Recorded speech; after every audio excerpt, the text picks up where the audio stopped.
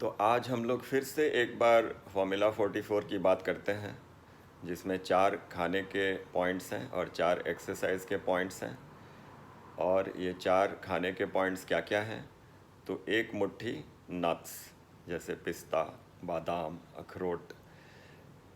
2 हेल्पिंग्स fruits की होनी चाहिए। जैसे अगर आपने एक केला सुबह खाया तो दोपहर में एक अमरूद खाए, तो ये 2 हेल्पिंग्स फ्रूट का माना जाएगा। उसी तरह से कोई भी सीजनल फ्रूट्स हो, फ्रेश हो, ज़्यादा फ्रोज़न प्रिजर्व्ड पहले से कटा हुआ ना हो, तो इस तरह का 2 हेल्पिंग्स फल का होना चाहिए हर रोज़। तो एक मुट्ठी नट्स, 2 हेल्पिंग्स फ्रूट। और हमें जल का सेवन करना है हर सुबह। जब हम उठते हैं तो खाली पेट में 2-3 ग्लासेस हमें गर्म पानी धीरे धीरे पीनी चाहिए। और पानी जब भी पिएं तो बैठ कर पिएं और जल्दी जल्दी ना पिएं। इसमें करीब हम 45 मिनट्स, आधा घंटा से 45 मिनट तक हम ये जल का सेवन करें, धीरे धीरे सेवन करें। और ये एक बहुत ही अचूक मानी हुई परंपरा है, मानी हुई रेसिपी है स्वास्थ्य के लिए।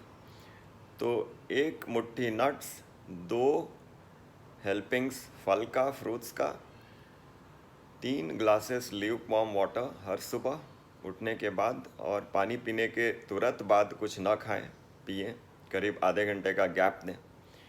और 4 हमारे जो अन्न हैं, सब्जियां हैं, शाक हैं, पत्ते हैं, बीन्स हैं, पल्सेस हैं, लेंटिल्स हैं, ये सब मिलाकर ये सबका लंच और डिनर में प्रचुर मात्रा में समावेश होना चाहिए। तो हमारे खाने में, दिन के खाने में और रात के खाने में, ये जो फूड का ग्रुप है उसमें से वस्तुएं होनी चाहिए। ग्रेन्स होने चाहिए, दाल होने चाहिए, बीन्स होने चाहिए, वेजिटेबल्स होने चाहिए, सैलड्स होने चाहिए, लीव्स होने चाहिए। ये प्रचुर मात्रा में चाहिए। तो 1 2 3 4 जो है, ये 4 खाने का ये पॉइंट्स हैं। अब हम एक्सरसाइज में आते हैं। तो एक्सरसाइज में सबसे जो महत्वपूर्ण है वो है 1 घंटा हम अपने मस्तिष्क को ध्यान में ले जाएं, जिसे मेडिटेशन कहते हैं। तो ये जो मेडिटेशन है हमारे मस्तिष्क को संतुलित रखेगा।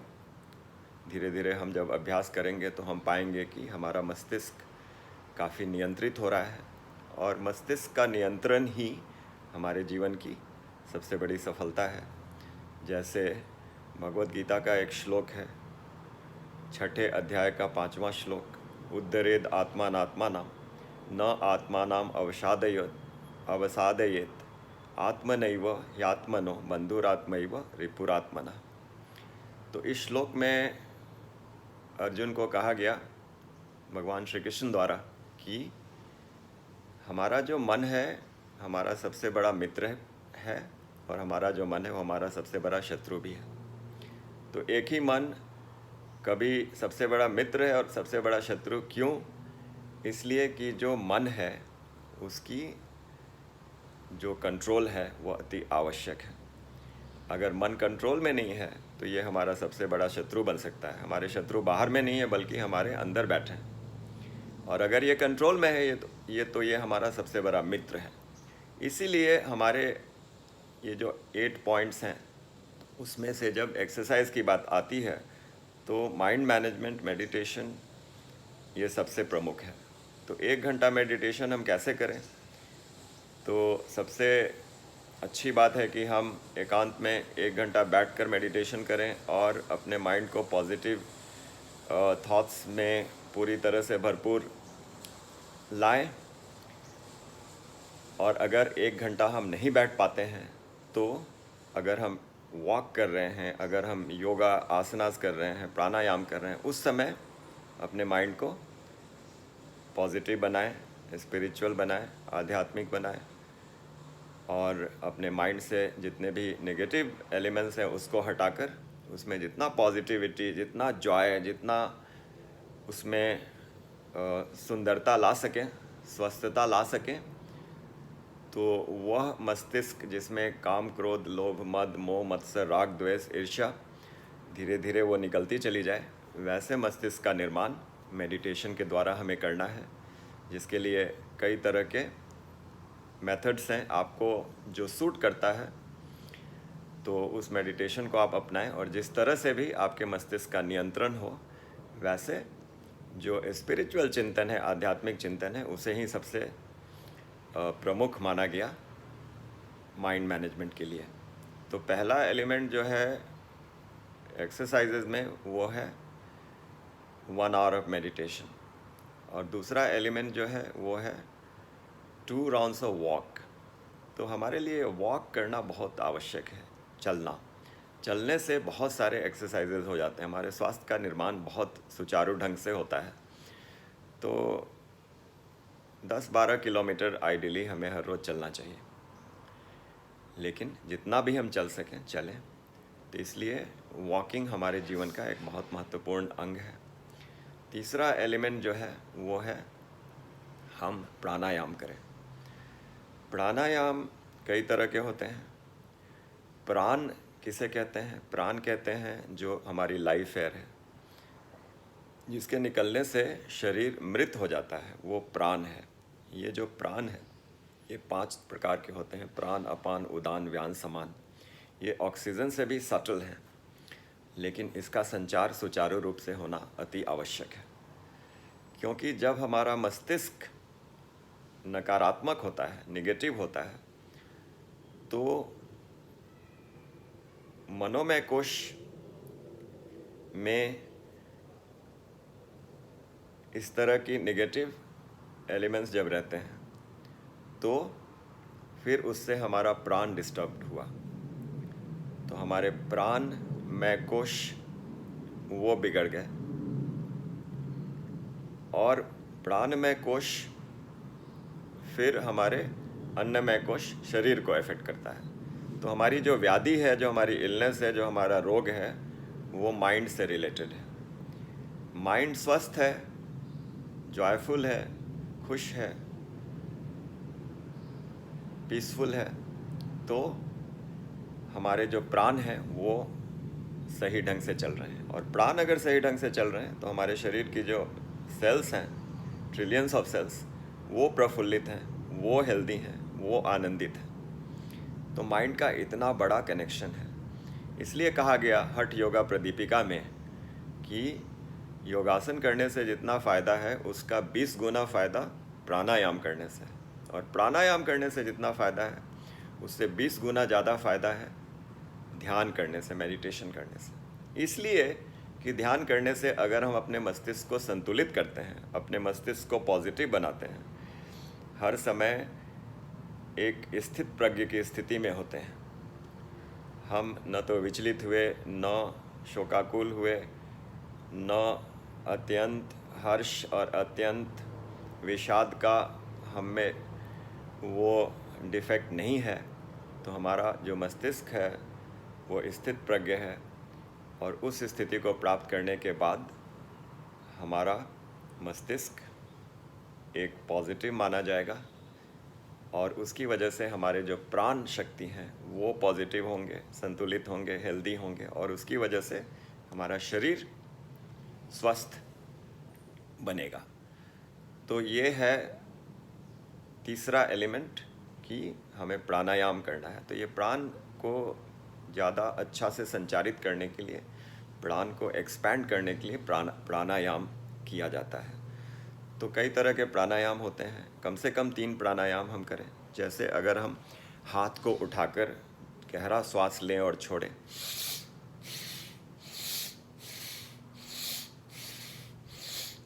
तो यह है भस्त्रिका प्राणायाम, ये करीब 5 मिनट हर रोज़ हम करें।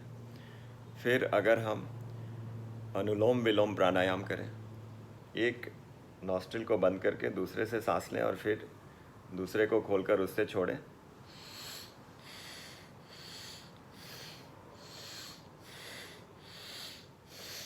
तो एक नॉस्ट्रिल से सांस लिया, दूसरे से छोड़ा, फिर दूसरे से सांस लिया, इससे छोड़ा, तो ये अगर हम 20 बार करें, 4-5 राउंड्स करें, हम अपनी कैपेसिटी हम सेलेक्ट करें कितना हम कर सकते हैं, तो इसे कहते हैं अनुलोम विलोम प्राणायाम, जिससे हमारे जो नर्वस सिस्टम है, जो हमारी नाड़ियाँ हैं, वो रेजुविनेट होती हैं, शोधित होती हैं।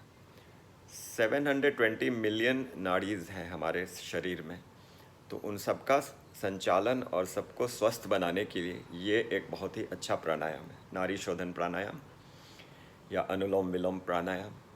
तीसरा प्राणायाम कपालभाति। कपालभाति करने के लिए आप अपनी मुट्ठी को अपने नाभि पे थोड़ा दबाकर आप श्वास को छोड़िए। सिर्फ छोड़ने पे हमें कंसंट्रेट करना है। ऐसा मानिए कि हमारे नाक के सामने एक मोमबत्ती है जिसकी लौ जल रही है, और उसे हम अपने नाक के श्वास छोड़ने से बुझाना चाहते हैं।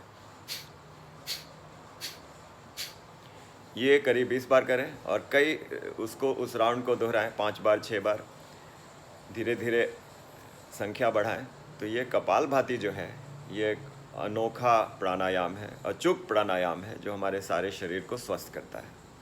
कपाल का मतलब फोरहेड, भाति मतलब ये ग्लो आ जाती है। तो पूरे शरीर को स्वस्थ होने के पश्चात हमारा शरीर ग्लो करने लगता है, ऐसा माना गया। तो कपालभाति प्राणायाम हमने सीखा, अनुलोम विलोम सीखा, भस्त्रिका सीखा, और एक और भ्रामरी प्राणायाम है। तो जो भ्रमर है, बम्बल बी, उसकी आवाज़ निकालें। कैसे? अपने तर्जनी को, इंडेक्स फिंगर्स को कान में डालकर 30 सेकेंड्स तक श्वास लेने के बाद श्वास छोड़ते समय हमिंग साउंड क्रिएट करें। तो ये भ्रामरी प्राणायाम हुआ। उसी तरह से और भी अनेक प्राणायाम हैं, उसे हम और जो हमारे वीडियोज़ हैं उसमें उसको हम लोग सीखने की कोशिश करेंगे। तो फिर से रिपीट करते हैं कि 1 घंटा मेडिटेशन, 2 राउंड्स ऑफ वॉक, 3 प्राणायाम कम से कम, और 4 सूर्य नमस्कार। तो सूर्य नमस्कार इसलिए कि सूर्य नमस्कार में 12 एक्सरसाइजेज हैं, और ये 12 एक्सरसाइज करने से हमारे सारे शरीर के अंगों का एक्सरसाइज हो जाता है। तो जैसे प्रणाम से शुरू करते हैं, बैकवर्ड बेंड करते हैं, फिर फॉरवर्ड बेंड करते हैं, फिर अश्व संचालन करते हैं, फिर भुजंगासन करते हैं, कोबरा पोज। तो ये अगर हम कम से कम 4 बार करें और भी करें, और भी डिफरेंट एक्सरसाइजेज हैं जो हम लोग 1 घंटे के प्रोग्राम में हर रोज़ करते हैं, जैसे Tadasana, palm tree pose, Vrikshasana, और Kati Chakrasana, Bhujangasana, Naukasana, Shalabhasana, locust pose, crocodile pose, Makarasana, cobra pose, Bhujangasana, Dhanurasana, bow pose.